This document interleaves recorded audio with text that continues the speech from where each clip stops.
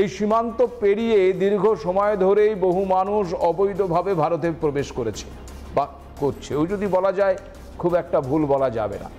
কেউ সত্যিই ভারতীয় নাগরিক নাকি বিদেশ থেকে অবৈধভাবে ঢুকে এসেছে তা যাচাই করার জন্যই তৈরি করা হয়েছে এই ফরেনার্স ট্রাইব্যুনাল।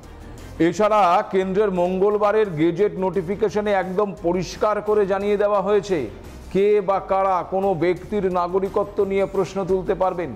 মানে কোনো ব্যক্তি বিদেশি কিনা তা নিয়ে ওই ফরেনার্স ট্রাইব্যুনালে মামলা করতে পারবেন কারা? পারবে কেন্দ্রীয় সরকার, রাজ্য সরকার, কেন্দ্রীয় শাসিত অঞ্চলের প্রশাসন এবং জেলা শাসক।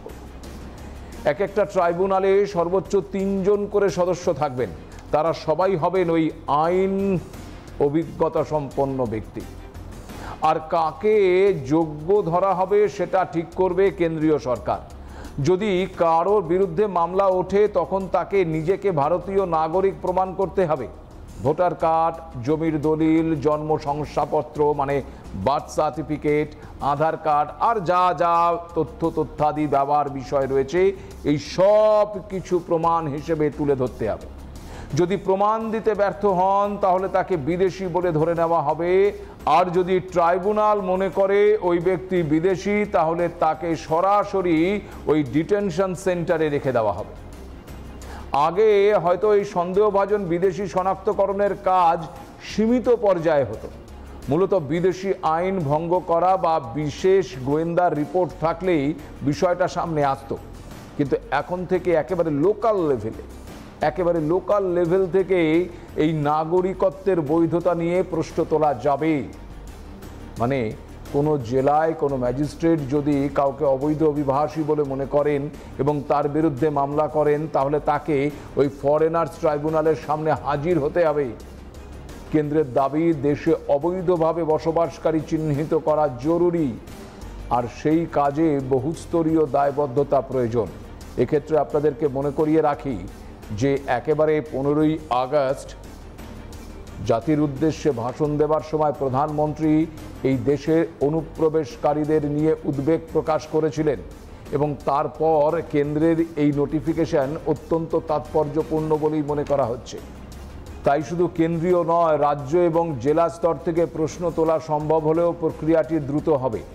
তবে উল্লেখযোগ্য বিষয় হলো কেন্দ্রের পক্ষ থেকে জানানো হয়েছে নাগরিকত্ব সংশোধনী আইন বা সিএএ এবং জাতীয় নাগরিক পঞ্জি বা এনআরসি নিয়ে যে ভুল ধারণা তৈরি হয়েছে এই পদক্ষেপ তার অংশ নয়। এটি শুধুমাত্র অবৈধভাবে দেশে বসবাসকারী বিদেশিদের জন্য। তবে এই ক্যাম্পগুলো নির্মাণে রাজ্যগুলোকে আর্থিক ও প্রশাসনিক সহায়তা দেবে কেন্দ্র। এই ডিটেনশন ক্যাম্পগুলোতে রাখা ব্যক্তিদের জন্য প্রাথমিক স্বাস্থ্যসেবা, খাবার এবং অন্যান্য প্রয়োজনীয় সুযোগ সুবিধার ব্যবস্থা থাকবে বলেও জানিয়েছে সরকার। আর যেটি গুরুত্বপূর্ণ তা হলো স্বরাষ্ট্র মন্ত্রকের নির্দেশিকায় সাফ জানিয়ে দেওয়া হয়েছে কোনো গুরুতর অভিযোগে অভিযুক্ত বা দোষী সাব্যস্ত বিদেশিকেও ভারতে ঢুকতে দেওয়া হবে না। একই সঙ্গে জানানো হয়েছে কেন্দ্রীয় সরকারের অনুমতি ব্যতীত দেশের কোনো পর্বত চূড়ায় উঠতে পারবেন না কোনো বিদেশি। কর্মসূত্রে ভারতে আসা বিদেশিদের পেট্রোলিয়াম সহ জ্বালানি খাত, পানীয় জল এবং বিদ্যুৎ সরবরাহ খাতে সরাসরি যুক্ত হওয়া নিষিদ্ধ। এসব ক্ষেত্রে সরকারি বা বেসরকারি প্রতিষ্ঠানকে ভারতের কেন্দ্রীয় সরকারের বিশেষ অনুমতি নিতে হবে। নতুন আইনের আওতায় একমাত্র নেপাল ও ভুটানের নাগরিকরা পাসপোর্ট দেখিয়ে ভারতে প্রবেশ করতে পারবেন। তাদের ভিসার প্রয়োজন হবে না। তবে তারা চীন, পাকিস্তান বা আফগানিস্তান হয়ে ভারতে আসতে পারবেন না। অবশ্যই নিজের দেশের সীমানা দিয়েই প্রবেশ করতে হবে। এর পাশাপাশি সম্প্রতি কার্যকর হওয়া ইমিগ্রেশন অ্যান্ড ফরেনার্স অ্যাক্ট 2025 পুরো বিষয়টিকে আরও কঠোর এবং সুসংগঠিত করেছে। এই আইন রাষ্ট্রপতির অনুমোদন পায় এবছরের 4 এপ্রিল এবং 1 সেপ্টেম্বর থেকেই তা কার্যকর হয়েছে। এর মাধ্যমে বাতিল করা হয়েছে পুরনো সমস্ত আইন, যেমন passport act 1920, registration of foreigners act 1939, foreigners act 1946 এবং ইমিগ্রেশন অ্যাক্ট 2000। নতুন আইনে ব্যুরো অফ ইমিগ্রেশনকে শক্তিশালী করা হয়েছে। এখন তারা অবৈধ বিদেশিদের নিয়ে পূর্ণাঙ্গ ডাটাবেস রক্ষণাবেক্ষণ করবে। ভুয়ো পাসপোর্ট বা ভিসা ব্যবহার করলে সর্বোচ্চ 7 বছর জেল এবং 10 লক্ষ টাকা জরিমানার বিধান থাকছে। সমস্ত বিদেশি নাগরিকের তথ্য শিক্ষা প্রতিষ্ঠান, হোটেল, হাসপাতাল ইত্যাদিকে বাধ্যতামূলকভাবে জমা দিতে হবে প্রশাসনের কাছে। সবচেয়ে তাৎপর্যপূর্ণ হলো বাংলাদেশ, পাকিস্তান এবং আফগানিস্তান থেকে ধর্মীয় নিপীড়নের কারণে আসা সংখ্যালঘু হিন্দু, শিখ, বৌদ্ধ, খ্রিস্টান, জৈন ও পার্সিরা এই আইনের আওতার বাইরে থাকবেন। অতএব বলা যায়, বিদেশি অনুপ্রবেশকারীদের রুখতে এবার আইন, ট্রাইব্যুনাল আর ডিটেনশন ক্যাম্প সব মিলিয়ে কেন্দ্রের এই বহুমাত্রিক পদক্ষেপ সামনে এসেছে। যদিও গোটা বিষয়টির বিরুদ্ধে এবার সুর চড়িয়েছেন বিরোধীরা। কি বলছেন তারা? কেন্দ্রের এই পদক্ষেপ কি সত্যিই কোনো সদর্থক বার্তা দেবে, নাকি সমস্যা বাড়াবে আরও? এবার আসুন তাহলে একবার এক নজরে দেখার চেষ্টা করি কেন্দ্রের এই সিদ্ধান্তকে নিয়ে রাজনৈতিক মহল কি বলছে, বিশেষত বিরোধী রাজনৈতিক দলরা কি বলছে। শুনুন। বাংলায় কোনো ডিটেনশন ক্যাম্প স্বরাষ্ট্র দপ্তর যদি করতেও চায়, এখানে মমতা বন্দ্যোপাধ্যায় যতদিন আছেন ওই বাঙালিকে তুলে তুলে নিয়ে গিয়ে আসামের মতো ডিটেনশন ক্যাম্পে রাখবে? পারবে না। কারণ তৈরি করো ডিটেনশন সেন্টার, কোথায় করবে তার জায়গা কই? বর্ডার ফেন্সিং দেওয়ার জন্য জায়গা পাচ্ছেন না, বর্ডার ফেন্সিং দিতে পারছেন না আপনি বাংলাদেশের সঙ্গে আজ পর্যন্ত। হ্যাঁ, আপনি ডিটেনশন সেন্টার করবেন? আমার বক্তব্য, ডিটেনশন সেন্টার না করে ইন্ডাস্ট্রিয়াল সেন্টার করো না রে ভাই। আপনি আইন তৈরি করছেন, আপনি আইন তৈরি করে সেটা মানবেন না। আপনার আইনটা শুধুমাত্র বিভাজনের আইন। ডিটেনশন ক্যাম্প আসাম মনে করিয়ে দেয়। আসাম মানে ডি ভোটার, সন্দেহজনক ভোটার মনে করিয়ে দেয়, এবং সন্দেহজনক ভোটার মানে তার নাগরিকত্ব কেড়ে নেবার মনোভাবকে মনে করিয়ে দেয়। ঠিক যেভাবে আসামে পরিকল্পনা করি 19 লক্ষ লোক তাকে নাগরিকত্ব তার কেড়ে নেবার মনোভাবে মুভ করেছে, তার অংশ হিসেবে ডিটেনশন ক্যাম্প। এইটা ক্রোনোলজিক্যালি বাংলার মানুষকে ভয় দেখাবার একটা প্রচেষ্টা, দেশের মানুষকে ভয় দেখাবার একটা প্রচেষ্টা, যদিও মূলত বাংলা ভাষী মানুষের ক্ষেত্রে এটা প্রযোজ্য। আর যাদের আসার কথা নয় তারা যদি ঢুকে পড়েন তাহলে সঙ্গে করে জমি নিয়ে আসতে হবে। তাহলে আমাদের যেটা করার, এবার আমাদের যেটা ঘোষণা, এটা তো কোনো লুকোনো নয়, ডিটেক্ট অ্যান্ড রিপোর্ট, চিহ্নিত করা হবে, বাইরে বার করে দেওয়া। অনুপ্রবেশের সমস্যা যে রাজ্যগুলোতে সবচেয়ে বেশি রয়েছে তার মধ্যে অন্যতম যে এই বাংলা, সে কথা নতুন করে বলার অপেক্ষা রাখে না।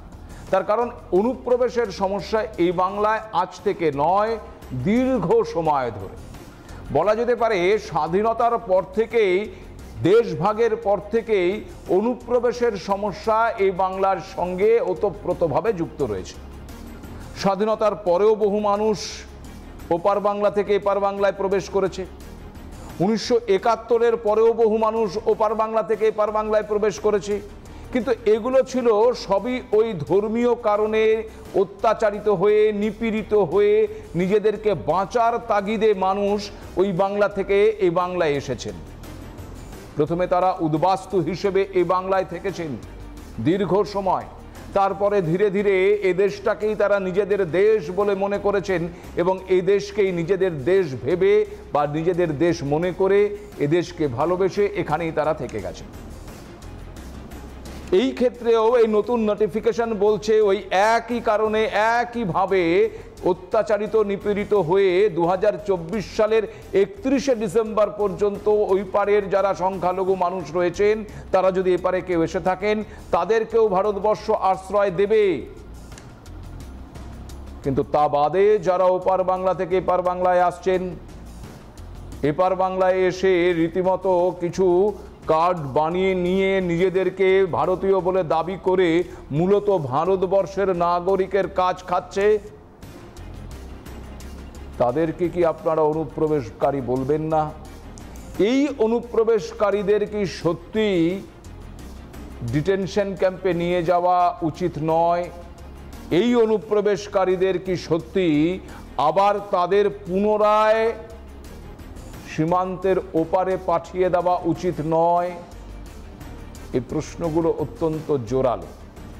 হ্যাঁ, আমরা আবারও বলছি, বাংলায় কথা বলা মানেই সে বাংলাদেশি নয়। ভারতবর্ষের অন্য অনেক রাজ্যে এপার বাংলার মানুষ রয়েছেন, অর্থাৎ এ বাংলার মানুষ রয়েছেন, যারা কাজ করতে গিয়েছেন, কাজ করছেন দীর্ঘ সময় ধরে। তারা বাংলাতেই কথা বলেন, কিন্তু তারা বাংলাদেশি নন। কিন্তু তাদেরকে যদি বাংলাদেশি বলে বাংলাদেশে পাঠানোর চেষ্টা করা হয়, সেটা সর্বৈব ভুল বা একেবারে বেঠিক একটি সিদ্ধান্ত হবে। সেই সিদ্ধান্তের কারণেই বিতর্ক তৈরি হয়েছে, আর সেই বিতর্ক থেকে সরে আসার কারণেই কি তবে এইবার এই ধরনের ডিটেনশন ক্যাম্পের কথা বলা হচ্ছে।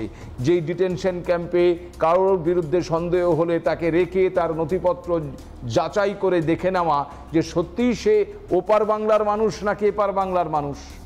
15ই আগস্টের ভাষণে প্রধানমন্ত্রী পরিষ্কার বলেছিলেন যে ডেমোগ্রাফি চেঞ্জ হচ্ছে।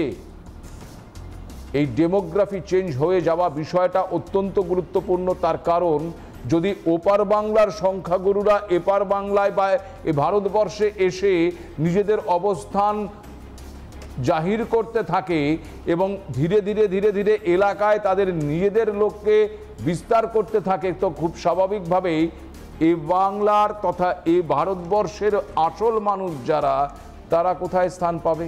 প্রশ্নটা কি উঠবে না?